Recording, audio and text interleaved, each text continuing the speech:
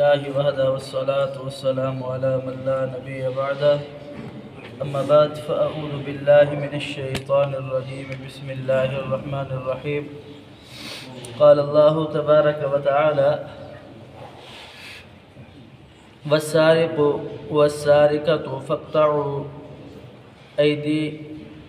أيديهما جزاء بما كسبا نكالا من الله والله عزيز حكيم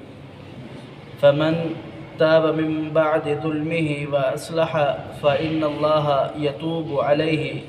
إن الله غفور رحيم والسارق چوری کرنے والا مرد والسارقۃ اور چوری کرنے والی عورت فاقطعوا ایدیہما ان دونوں کے ہاتھ کاٹ دیے جائے جزاء یہ سزا ہے بدلہ ہے بما کسبا اس چیز کا جو انہوں نے عمل کیا یعنی چوری کی نکالا من اللہ اللہ رب العالمین کی طرف سے عبرتناک انجام ہے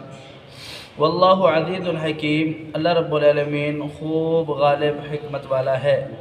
فمن تابا پس اس کے بعد تابا جس نے توبہ کی من بعد ظلمہ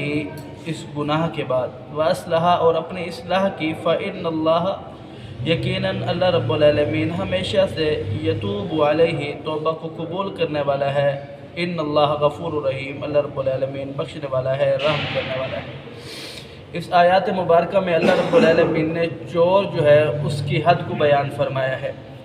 یاد رکھیں پیچھے آپ سن کر کے آئے ہیں اللہ رب العالمین نے فرمایا کہ یہ جو قصاص ہے یا حدود ہے اللہ رب العالمین کی اس کے اندر مسلمانوں اور انسانوں تمہارے لیے زندگیاں ہیں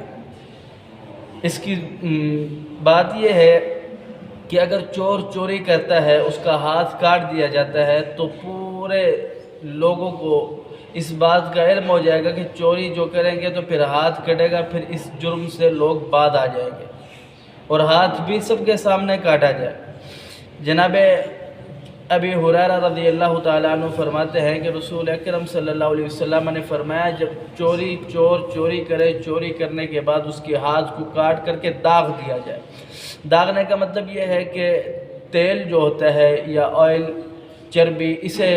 گرم کر دیا جائے یہ فل گرم ہو جائے اس کے بعد جب ہاتھ کاٹا جائے تو اس ہاتھ کو اس کے اندر ڈبو دیا جائے وہ وہیں پہ خون رک جاتا ہے بند ہو جاتا ہے نسیں بند ہو جاتی ہے اسے کہتے ہیں داغنا جناب عائشہ رضی اللہ تعالیٰ عنہ بیان فرماتی ہیں کہ رسول اکرم صلی اللہ علیہ وسلم کے پاس ایک مخدومی عورت چوری کی اس نے آپ علیہ السلام کے پاس ایک یہ کیس آیا فیصلہ فرمایا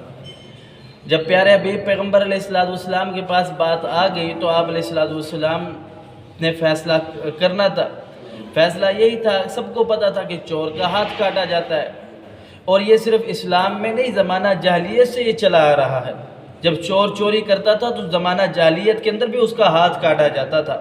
اب اسلام نے اس سزا کو برقرار رکھا ہے رسول اللہ صلی اللہ علیہ وسلم کے پاس جب اس مخزومی عورت کا یہ کیس آیا تو آپ علیہ السلام نے فرمایا کہ حکم دیا اس کے ہاتھ کاٹ دو اب لوگ پریشان ہو گئے یہ بڑے اونچے خاندان کی عورت تھی اور بڑی حسب نسب والی عورت تھی اب پیارے حبیب پیغمبر علیہ السلام نے حکم دے دیا اس کے ہاتھ کاٹ دو اب باقی لوگ پریشان اس کے ہاتھ کاٹ دیں گے تو انہوں نے کہا کہ کسی کو بھیجو رسول اللہ صلی اللہ علیہ وسلم کے پاس اس کی سفارش کریں کہ آپ علیہ السلام اس کے ہاتھ نہ کاٹے اسے اور کوئی سزا دے دیں ہاتھ اس کے نہ کاٹے کیونکہ بڑے اونچے خاندان کی عورت ہے حسین جمیل بھی ہے تو اس کو ہاتھ نہ کاٹے کوئی اور سزا دے دے تو پیارے حبیب پیغمبر علیہ السلام کے پاس کون سفارش لے کر کے جائے کسی کے اندر ہمت اور جرأت ہے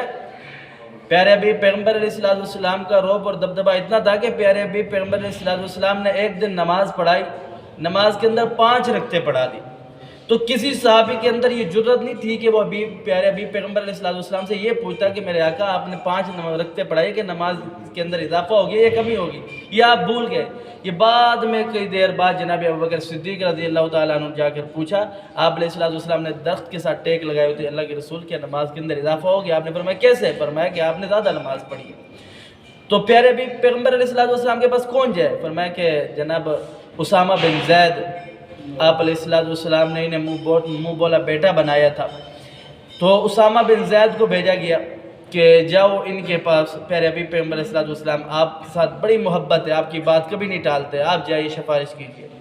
جناب عائشہ رضی اللہ تعالیٰ نے فرماتے کہ جب اسامہ بن زید سفارش کرنے کے لیے گئے تو آپ علیہ الصلوۃ والسلام کا چہرہ آنکھیں سرخ ہو گیا، آپ غصے میں آ گئے۔ آپ نے فرمایا کہ اگر کوئی امیر جب چوری کرے یا کوئی گناہ کرے تو اسے حد نہیں لگائی جاتی، اور غریب کرے تو اس پر حد لگائی جاتی ہے۔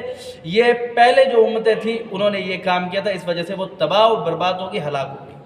برابر کام رکھو۔ پھر پیارے حبیب پیغمبر علیہ الصلوۃ والسلام نے فرمایا کہ تم مجھے اس چیز کے بارے میں سفارش کرتے ہو جو اللہ رب العالمین کی حدود ہے، اور فرمایا کہ اگر فاطمہ بنت محمد ہوتی اس جگہ پر تو اللہ رب العالمین کا جو حکم ہے محمد کریم صلی اللہ علیہ وسلم اس حکم کے مطابق فیصلہ کرتا، فاطمہ کا بھی ہاتھ کٹا دیتا۔